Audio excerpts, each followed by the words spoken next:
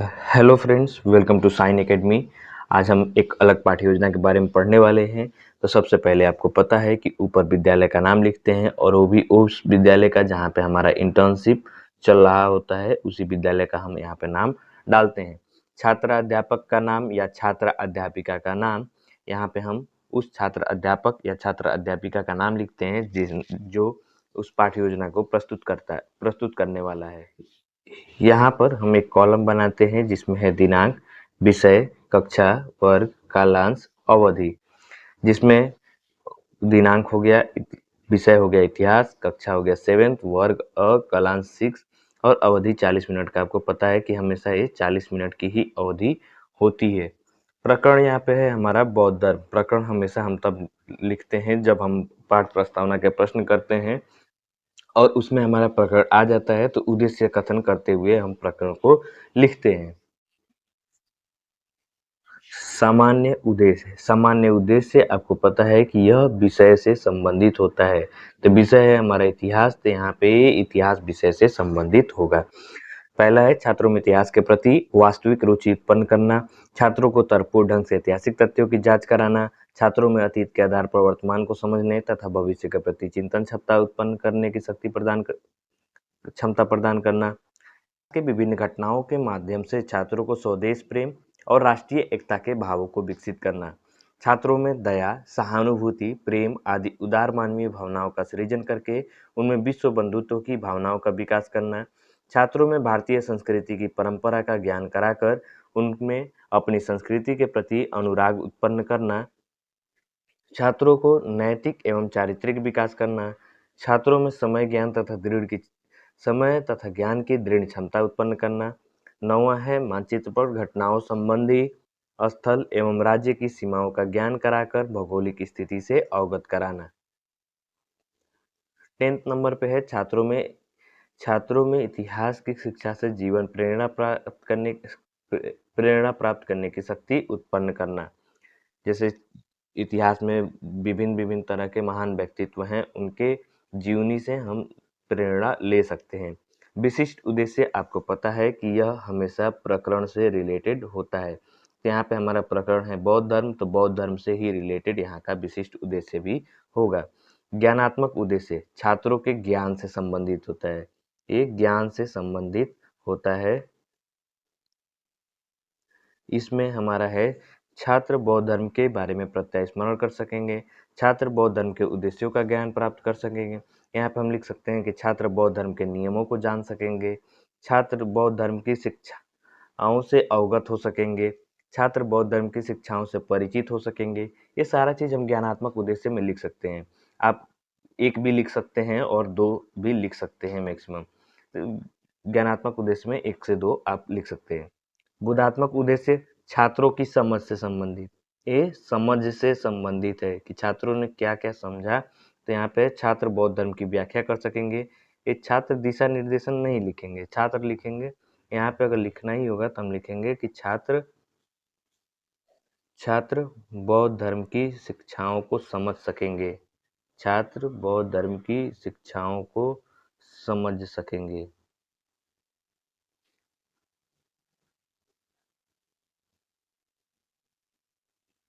छात्र बौद्ध धर्म की शिक्षाओं को समझ सकेंगे।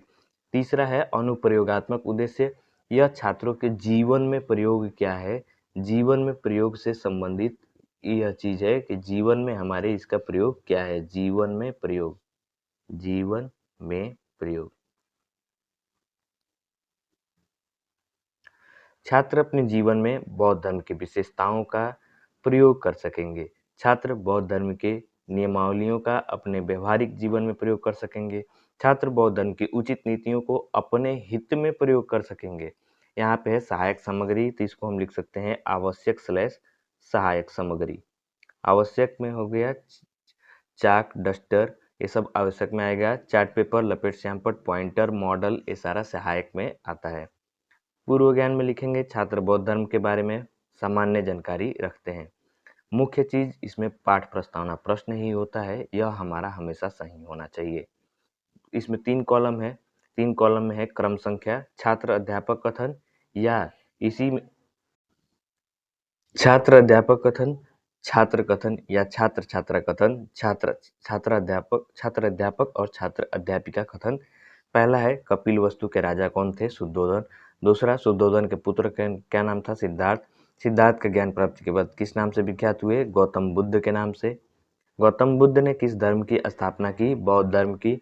बौद्ध धर्म, ये वाला जो प्रकरण है यहाँ पे आना चाहिए जिस प्रश्न में हमारा समस्यात्मक बन रहा हो। तो बौद्ध धर्म के बारे में आप क्या जानते हैं? समस्यात्मक मौन।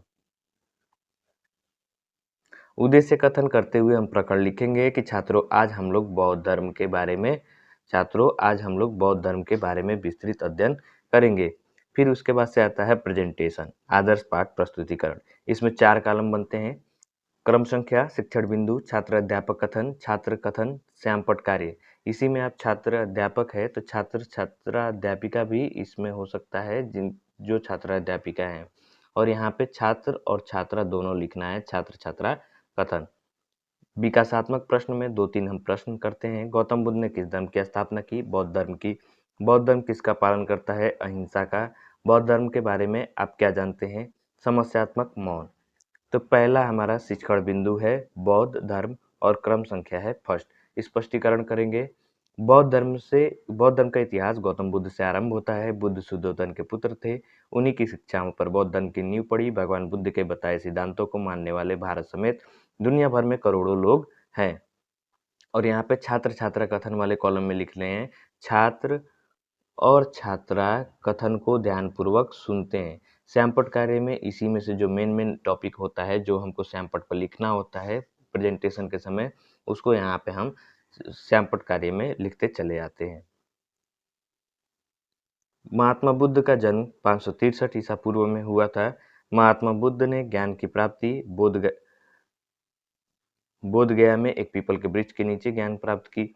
बौद्ध धर्म की 4 संगीतियां हुई। अब इससे संबंधित हम बौद्ध प्रश्न करेंगे जो छात्रों की समझ से संबंधित होता है। बौद्ध धर्म का इतिहास किससे आरंभ होता है? गौतम बुद्ध से। महात्मा बुद्ध को ज्ञान की प्राप्ति कहाँ हुई थी? बोध गया में। बौद्ध धर्म की शिक्षाओं के बारे में आप क्या जानते हैं? तो छात्र यहाँ पे मौन हो जाता है, तो वही समस्यात्मक हो जाता है। फिर हमारा दूसरा शिक्षण बिंदु बनता है बौद्ध धर्म की शिक्षाएं और क्रम संख्या है सेकेंड। स्पष्टीकरण, बुद्ध ने शिक्षा दी थी या जीवन कष्टों और दुखों से भरा हुआ है और ऐसा हमारी इच्छा और लालसाओं जो हमेशा पूरा नहीं हो सकती उसके कारण होता है। मनुष्य जल्दी संतुष्ट नहीं हो सकता। बुद्ध ने अपनी शिक्षा को प्राकृत भाषा में दी थी। बुद्ध ने कहा कि मनुष्य को लिप्सा का त्याग करना चाहिए। बुद्ध ने शिक्षा दी कि आत्म संयम बनाकर हम ऐसी लालसा से मुक्ति पा सकते हैं।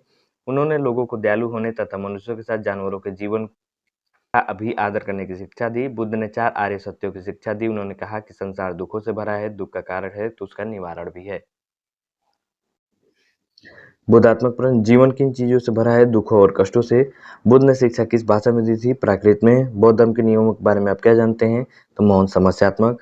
तो तीसरा हमारा यहाँ पे शिक्षण बिंदु होगा बौद्ध धर्म के नियम। बौद्ध धर्म के नियम, तीसरा क्या हो जाएगा? बौद्ध धर्म के नियम। स्पष्टीकरण करेंगे। बौद्ध धर्म अनिश्वरवादी धर्म है। बौद्ध धर्म में अहिंसा का पालन करने के लिए कहा गया है।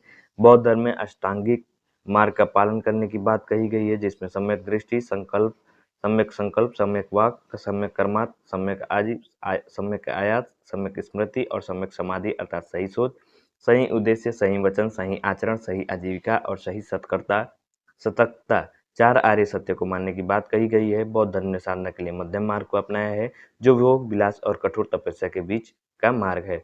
बोधात्मक प्रश्न है, बौद्ध धर्म कैसा धर्म है? अनिश्वरवादी। बौद्ध धर्म में साधना के लिए कौन सा मार्ग अपनाया गया? मध्यम मार्ग। सम्यक दृष्टि से क्या तात्पर्य है? सही सोच से। अष्टांगिक मार्ग से क्या मतलब है? सही वचन से। अब यहाँ पे निरीक्षण कार्य, छात्र अध्यापक द्वारा कक्षा में घूम कर निरीक्षण कार्य किया जाता है। छात्र की व्यक्तिगत समस्या का समाधान उसी स्थान पर तथा सामूहिक समस्या का समाधान श्यामपट्ट पर किया जाता है। उसके बाद से हम लिखते हैं मूल्यांकन प्रश्न। मूल्यांकन प्रश्न इसी को कहते हैं या इसी को पुनरावृत्ति के प्रश्न भी कहते हैं, यानी कि रिवीजन के। गौतम बुद्ध के बचपन का क्या नाम था? महात्मा बुद्ध ने ज्ञान प्राप्ति कहाँ की? बौद्ध धर्म में कितनी संगीतियां हुई? महात्मा बुद्ध का जन्म कब माना जाता है? इसमें कम से कम आपको 5 से 6 प्रश्न करने होते हैं। गृह कार्य में कुछ छात्रों को हम होमवर्क देंगे जिसमें है छात्र बौद्ध धर्म की शिक्षाओं के बारे में पढ़ कर आएँगे, या छात्र बौद्ध धर्म की नियमावलियों को कॉपी में लिख कर लाएँगे।